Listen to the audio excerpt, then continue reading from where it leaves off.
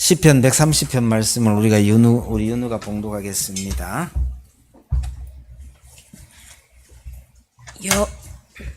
여호와여, 내가 깊은 곳에서 주께 부르짖었나이다. 주여, 내 소리를 들으시며 나의 부르짖는 소리에 귀를 기울이소서. 여호와여, 주께서 죄악을 지켜보실진대 주여 누가 서리이까? 그러나 사유하심이 주께 있음은 주를 경외하게 하심이이다. 나 곧 내 영혼은 여호와를 기다리며 나는 주의 말씀을 바라는도다. 파수꾼이 아침을 기다림보다 내 영혼이 주를 더 기다리나니 참으로 파수꾼이 아침을 기다림보다 더하도다. 이스라엘아, 여호와를 바랄지어다. 여호와께서는 인자하심과 풍성한 속량이 있음이라. 그가 이스라엘을 그의 모든 죄악에서 속량하시리로다.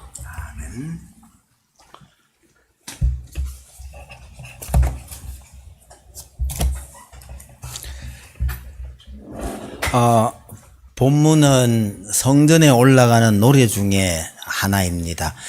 시편에 성전에 올라가는 노래가 15편 나와요. 그 중에 하나입니다. 유대인들은 성전이 있는 예루살렘으로 갈 때나 아니면 성전을 향하여 올라갈 그 계단 이런 거 올라갈 때 이런 찬송을 불렀다고 합니다.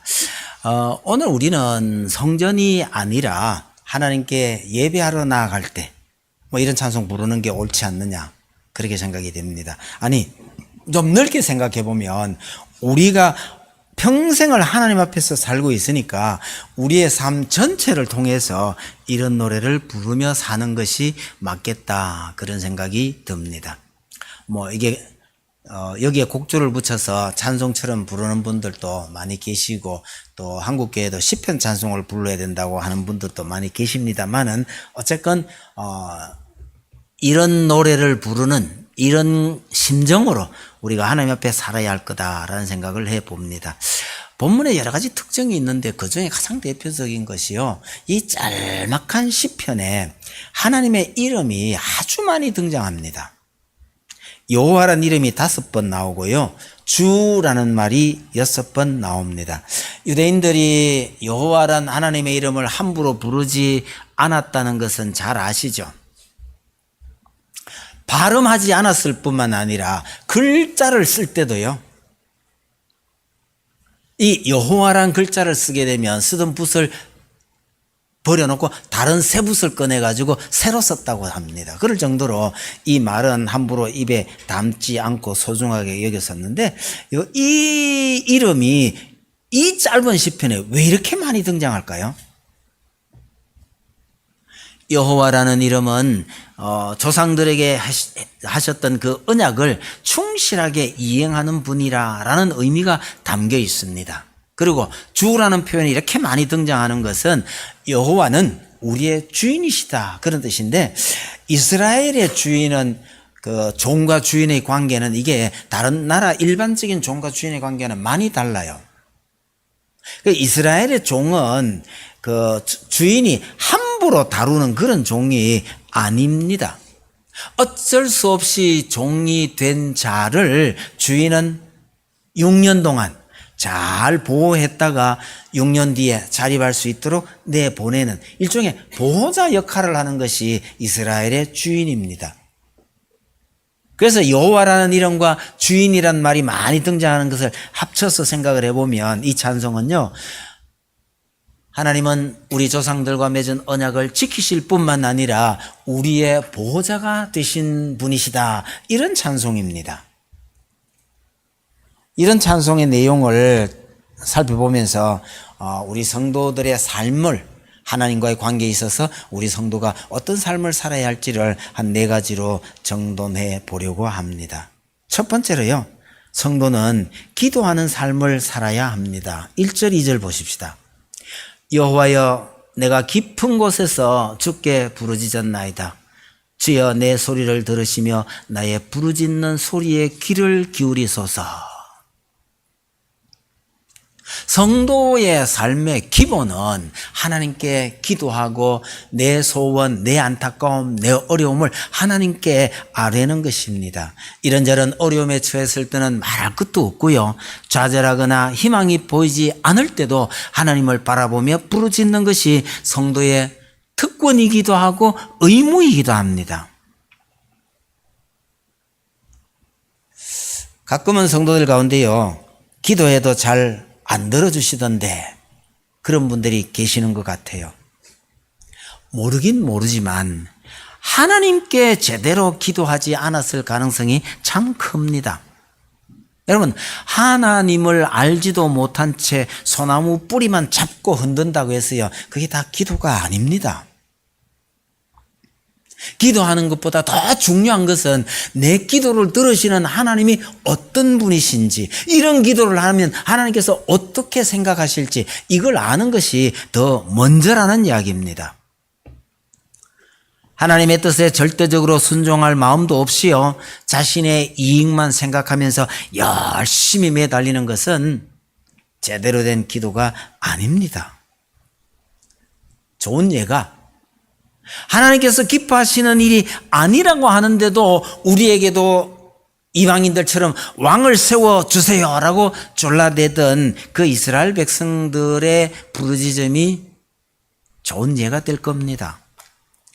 여러분, 하나님께서 기뻐하시지 않는다고 하는데도 불구하고 그래도 세워주세요 하고 졸라서 세운 왕이요, 제대로 된 왕이 될 가능성이 별로 없어요.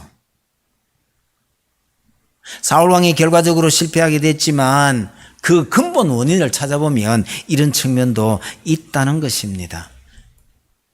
우리가 기도할 때마다 누구를 위한 기도며 어떤 기도를 하는지를 잘 생각해 보아야 합니다. 나 자신만을 생각하고 하나님에 대한 하나님의 뜻에 대해서는 아무런 생각도 없이 나 자신만을 위한 그런 기도는요, 이런 기도가 이루어지고 난 다음에 하나님을 모른 척할 가능성이 참 많습니다. 의외로 그런 기도가 많은 듯 합니다.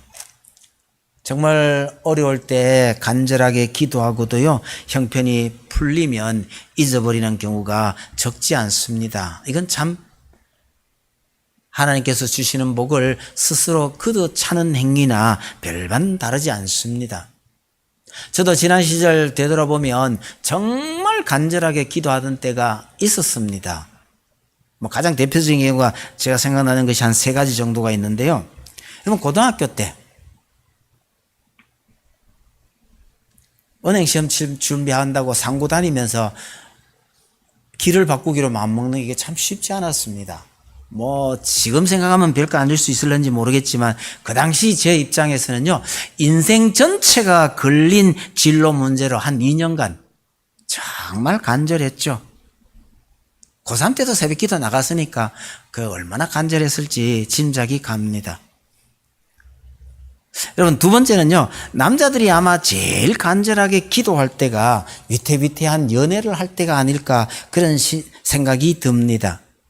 그 시절 1년요, 정말 처절한 기도의 시간이었던 것 같습니다. 세월이 좀 흘러서 우리 집사람이 아플 때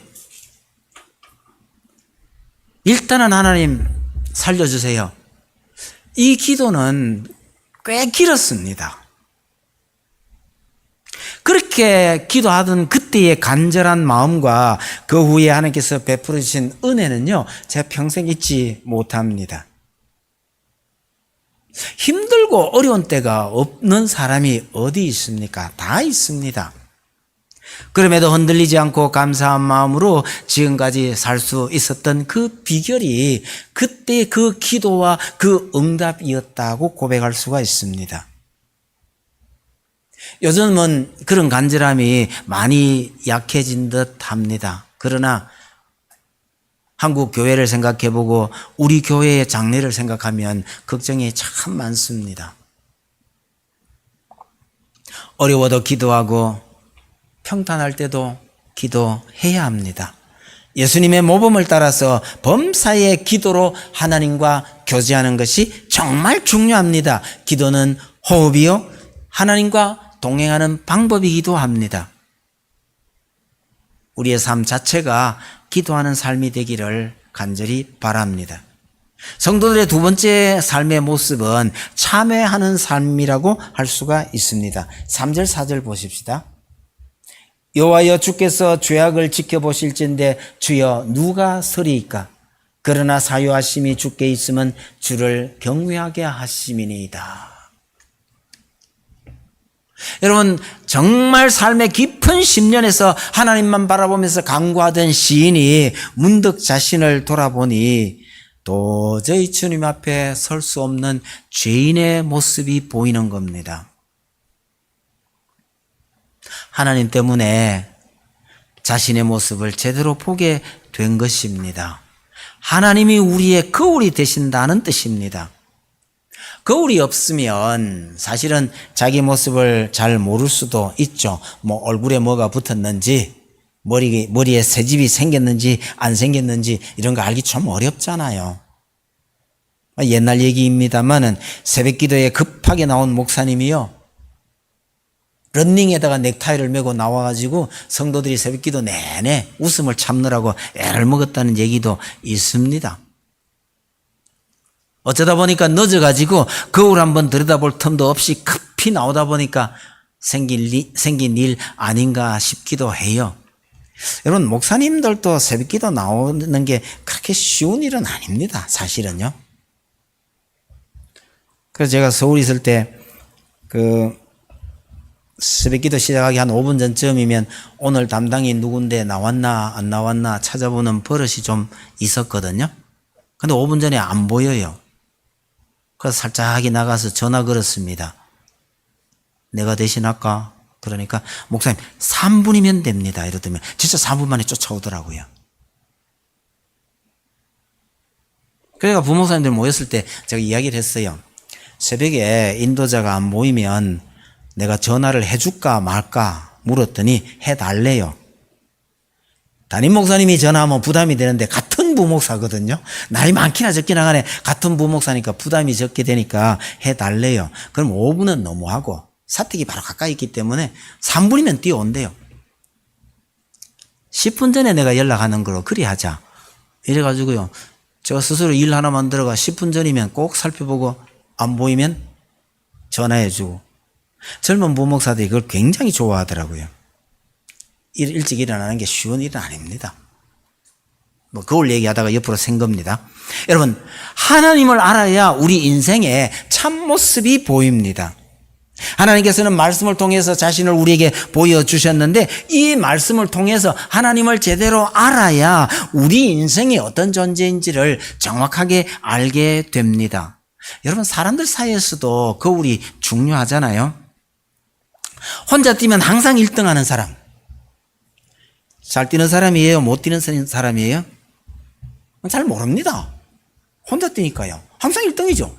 그런데 다른 사람들과 뛰어봐야 내가 잘 뛰는지 못 뛰는지를 알게 되는 겁니다. 그래서 인간이 내가 어떤 존재인지를 알려면 주변에 다른 거울이 좀 필요합니다. 그런데 거울도 거울 나름이에요.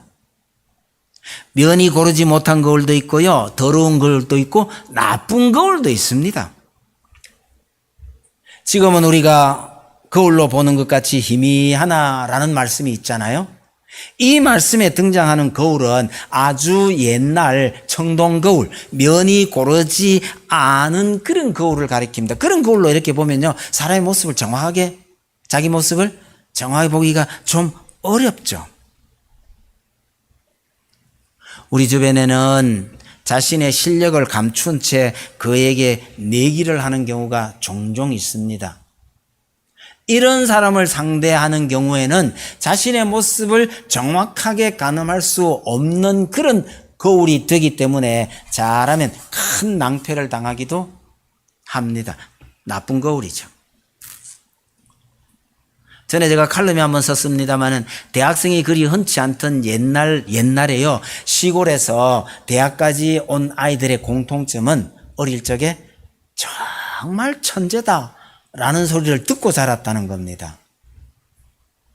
대학에 와보니 별 천재가 아니라는 사실을 알게 되는 거죠. 왜냐?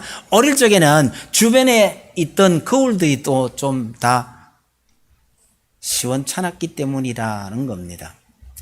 여러분, 사람도 거울 역할을 하기는 하지만 제대로 된 거울이 될 가능성이 좀 적어요. 하나님을 아는 것만이요, 정말 제대로 된 거울을 보는 셈입니다. 하나님의 말씀이야말로 우리의 인생을 제대로 보기 위한 최적의 거울입니다.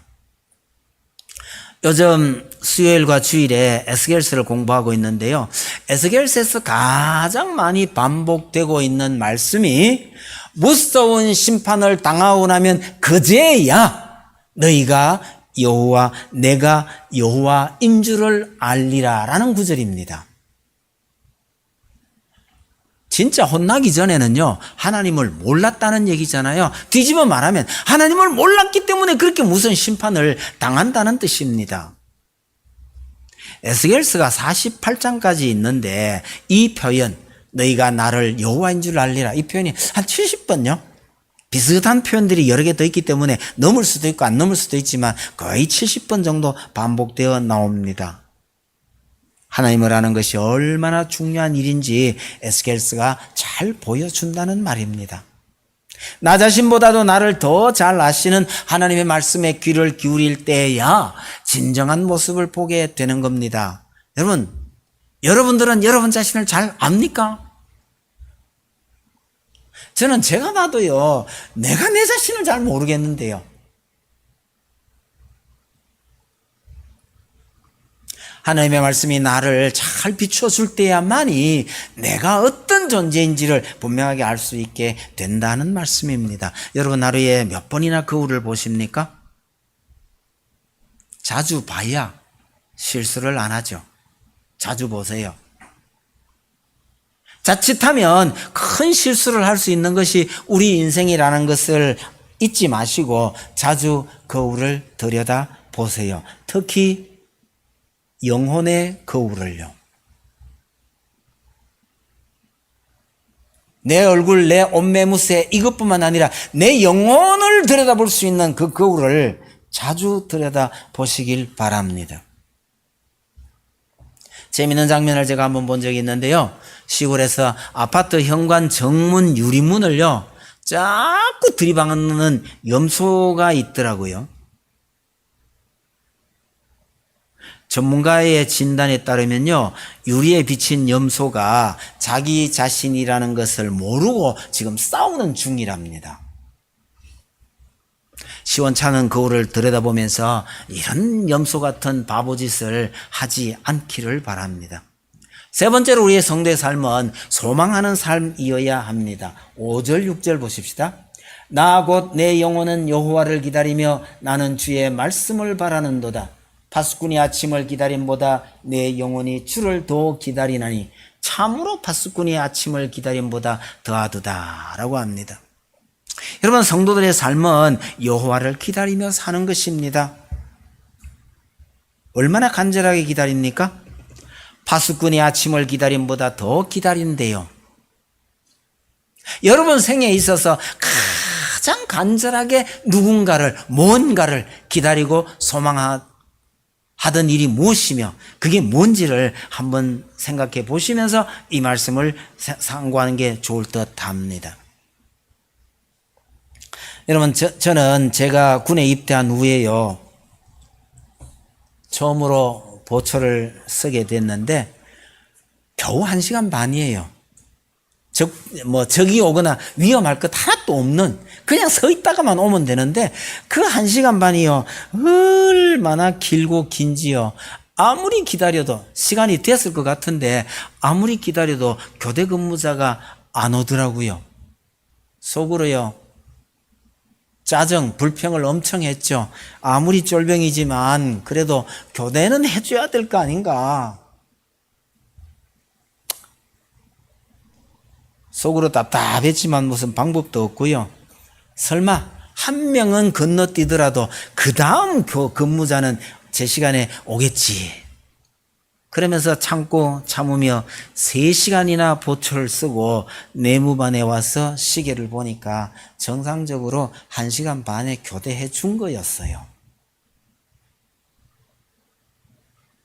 제가 이 일을 겪고요. 집에 벗어두고 갔던 시계를 보내달라 해서 군에서도 반드시 시계가 있어야 되겠다. 시계를 도로 보내달라 했던 겁니다. 겨우 1시간 반 갖고 이 정도면요. 밤새 보초를 쓰는 경우라면 어찌 되겠어요? 그것도 깜빡 졸면 적이 언제 닥칠도 모르는 전방에서 쓰는 보초라면요.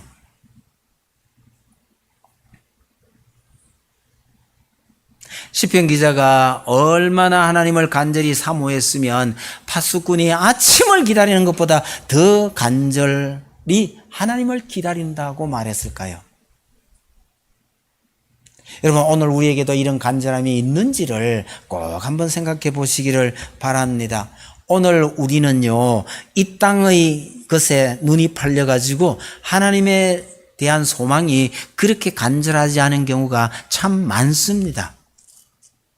여러분들에게 오늘 당장 무슨 간절한 소망이 있는가를 한번 생각해 보시기 바랍니다. 하나님을 향한 소망인지 아니면요, 세상의 즐거움을 위한 소망인지를 살펴볼 필요가 있다는 것입니다. 안타까운 일이긴 하지만 교회를 향한 소망이요, 결과적으로 하나님에게서 멀어지는 경우도 적지 않더라고요. 하나님을 소망한다고 하면서도 하나님 대신에 사람을 바라보기 때문에 생기는 일 아닐까 싶어요. 우리는 그럴 가능성이 참 많습니다. 사람 대신, 세상 대신 정말 하나님을 바라보며 하나님의 은혜에 감격하면서 사람에 대한 미움과 실망을 이겨낼 수 있어야 합니다. 이게 결국 하나님을 알아야 한다는 얘기고요. 하나님의 말씀에 우리가 떠나지 말아야 할, 하나님의 말씀에 늘 위로를 받아야 할 중요한 이유 중에 하나입니다. 5절은 사실은 우리말로 조금 밋밋하게 번역이 됐는데 이거 원문의 느낌을 살린다면 이렇습니다. 나는 주님을 기다립니다. 내 영혼도 주님을 기다립니다. 나는 그분의 소망, 그분의 말씀에 소망을 둡니다. 이렇게 번역할 수가 있는데요. 같은 내용을 3번이나 반복하며 강조하는 표현입니다. 아주 간절한 고백이란 말입니다. 여러분, 우리도 그렇게 여호와를 기다리며 바라보아야 합니다. 파수꾼이 아침을 기다리는 것보다 더 간절하게 하나님을 사모하는 마음이 있어야 한다는 거예요. 어쩌면 오늘 우리에게는 이런 간절함이 없는지도 모르겠습니다. 왜? 별로 부족함이 없는 평안한 삶을 살고 있기 때문 아닐까요? 여러분, 저는 가끔 이 북한 탈북민들의 이야기를 일부러 찾아가면서 잘 들어봅니다. 그런데 들을 때마다 이 울컥울컥한 적이 한두 번이 아니에요. 죽을 고비를 수도 없이 넘으면서도요, 꼭 한국으로 가겠다고 하는 그분들의 소망이 얼마나 간절한지 모릅니다. 하나님 나라에 대한 우리의 간절함이 그분들의 간절함에 비하면요, 그야말로 반의 반은커녕 그저 막 없는 거나 마찬가지일지도 모르겠다, 그런 생각을 하면서 그분들의 그 간절한 소망을 어쨌든 느껴보고 새겨보려고 애를 씁니다. 제게는 이건 너무 재밌는 이야기이긴 한데요. 그 북한군 출신 탈북자가 남한의 여러 부대를 둘러보고 북한 병사들에게 딱 한 가지만 들려주고 싶은 이야기가 있다면 뭡니까? 하고 누가 물었어요. 이렇게 현대화된 이 한국 군대를 다 돌아보고 난 다음에 북한 병사들에게 딱 한 가지만 말해주라고 한다면요, 뭘 말해주려고 할까요? 정말 뜻밖이었습니다. 거창한 거 아니더란 얘기죠. 군대 식당에 자율 배식 장면이라고 하더라고요, 답이.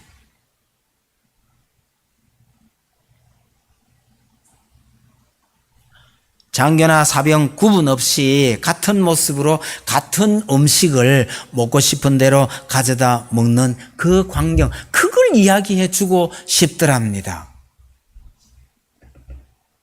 북한 병사들이요, 싸우기만 하면 이긴다고 그런 자신감이 넘쳐 흐르는데, 이분 이야기가 이 이야기 하나면 그 병사들 그대로 다 무너질 거라는 겁니다. 이 식당 풍경 하나면 북한 병사들 다 무너뜨리는데 충분할 거란 얘기를 하더라고요. 왜요? 북한 군인들이 한국군에 대해서 아는 것이 너무너무 없기 때문에 이거 하나면 충분하다고 이야기하는데요.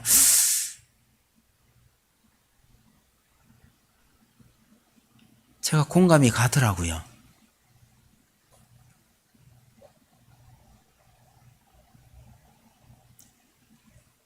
북한에서 수십 년 세뇌받은 그 생각이 무너지는 데는요, 한국에 불려와서 첫 식사 한 끼에 무너진 사람들이 참 많더라고요. 간혹 마음껏 먹으라고, 대부분 마음껏 먹으라고 하는데 간혹 어떤 사람에게는 식사에 제약을 두더라고요. 그분이 기분이 좀 나빴다고 했는데 나중에 알고 봤더니요, 너무 굶주리고 살았던 사람이 갑자기 기름진 걸 많이 먹게 되면 탈이 나는 경우가 있기 때문에 특별히 어떤 사람들에게는 처음에 제약을 좀 둔답니다. 근데 그 식사 한 끼 하는 그 과정에서요, 수십 년 사여왔던 세뇌 공작이요, 한꺼번에 무너지더라고요. 왜? 너무 몰랐기 때문에 그런 거죠. 이런 이야기를 들으면서 어쩌면 오늘 우리도요, 하나님의 나라에 대해서 너무 모르기 때문에 이 땅의 즐거움에서 벗어나지를 못하는 것 아닐까, 이런 생각을 해봅니다. 여러분, 하나님께서 말씀하신 내용을 우리는 들어도 그게 뭔 말인지 잘 모릅니다. 아니, 관심이 없을지도 모릅니다. 이런 세상에서 어떻게 살겠냐고 온갖 불평을 다 하면서도요, 이 땅의 것만 바라보면서 웃기도 하고 좌절하기도 하고 분노하기도 합니다. 그러나 근본적으로 이 땅을 떠나서 다른 곳으로 가기를, 다른 곳 가는 것은 뭐 저 아프리카를 가든지 북한에 가서 살래? 그러면 안 간대요. 왜요? 여러분, 우리는 하나님께서 우리 앞에 마련해 놓으신 그 하나님의 나라가 어떤 나라인지 알지도 못한 채 사실은요, 여기가 너무 좋은 거예요.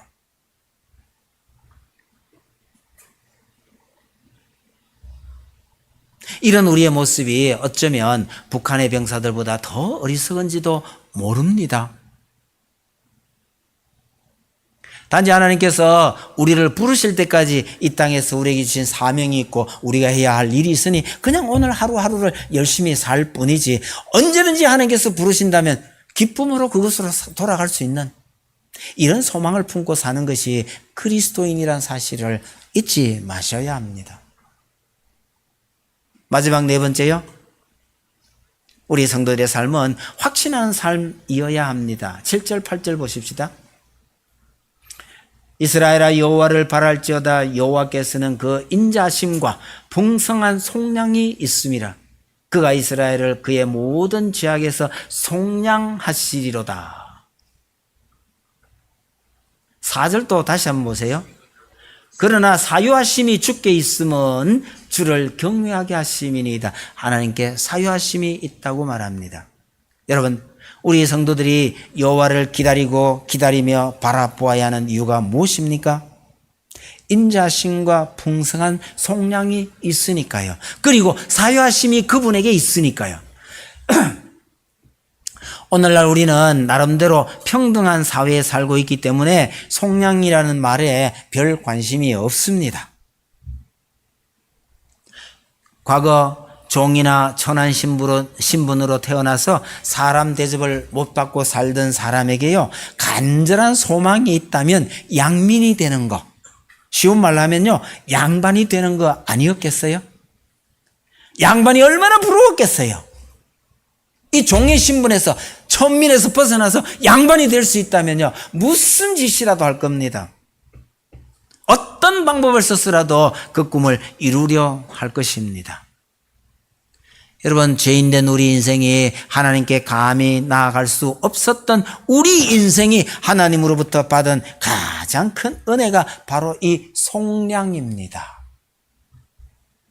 하나님께 가까이 갈 수 없었던 죄인이 하나님과 같은 신분이 되어 하나님에게 나아갈 수 있게 된 것, 이게 속량이란 말입니다. 우리가 하나님을 기다리며 소망한다는 것은 그분이 우리에게 주신 이 속량의 기쁨이 얼마나 크고 놀라운 것이라는 것을 확신하는, 이 확신이 있을 때에만 이것이 가능할 것입니다. 예수님께서 찾으라 그러면 찾을 것이요 라고 말씀하셨는데요, 여러분, 이게 보물찾기하고 비슷한 게 아닙니다. 보물찾기란 핵심적으로 말씀드리면 내가 찾아내야 하는 것이지 보물이 스스로 자신을 드러내는 경우는 없습니다. 그러니까 찾으면 찾으라고 하는 것이, 아니, 찾으면 찾을 것이라고 하는 이 말씀이 우리의 어떤 적극적인 노력을 의미하는 것이 아니란 말씀입니다.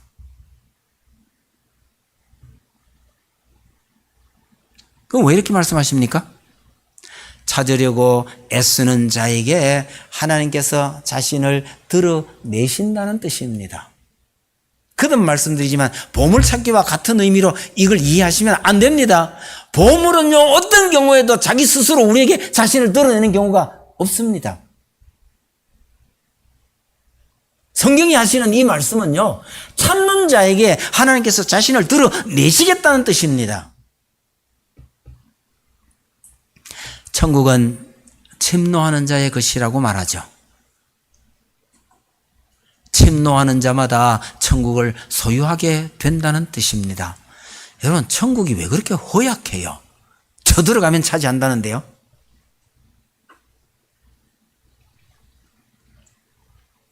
여러분, 아무나 쳐들어간다고 해서 천국을 다 소유할 수 있는 그런 천국이 무슨 천국입니까? 그런 의미가 아니에요. 마치 침노하는 것처럼 간절히 소망하는 자에게 하나님께서 천국 문을 허락하신다는 뜻입니다. 여러분, 성경의 이런 말씀들은요, 하나님의 자비하심 때문에 우리가 찾게 되는 것이고 얻게 되는 것이지 우리의 능력 탓이 아니란 말씀입니다. 여러분, 하나님의 인자하심 덕분에 우리는 농땡이를 치면서도요, 거뜬하게 살아 있는 겁니다. 그분의 풍성한 속량의 은혜 덕분에 우리가 이런 평안을 누리고 있음을 잊지 마셔야 합니다. 마음 놓고 하나님을 섬길 수 있을 때 감사함으로 더 잘 섬겨야 합니다. 여러분, 이 땅에서 교회 가서 예배 드리고 싶다고 해서 마음대로 교회 가서 예배할 수 있는 사람이 얼마나 된다고 잊으시면 안 됩니다. 이런 자유를 마음껏 누리며 마음껏 예배할 수 있는 사람이 그리 많지 않습니다. 말씀을 마무리 짓도록 하겠습니다. 여러분, 오늘 본문은 절망적인 인생에게 오직 하나님만이 진정한 소망이라고 선언합니다. 하나님께만 사유하심과 인자와 풍성한 속량이 있습니다. 이걸 신학적으로 말을 한다면 오직 믿음으로 구원을 얻는다는 것과 같은 맥락입니다. 여러분, 우리가 이 세상 속에 살면서도요, 이 세상보다는 그 너머에 계시는 하나님을, 그 너머에 있는 하나님의 나라를 소망하며 살아가는 진정한 성도들이 되시기를 바랍니다. 그 하나님의 나라 때문에 우리가 이 땅에서 해야 할 일을 소홀히 해서는 안 됩니다. 열심히 해야 되고, 정직하게 최선을 다해서 살아야 합니다. 그러나 이게 다가 아니라 어느 순간 하나님께서 놔두고 오라고 하면 기꺼이 뛰어갈 수 있는,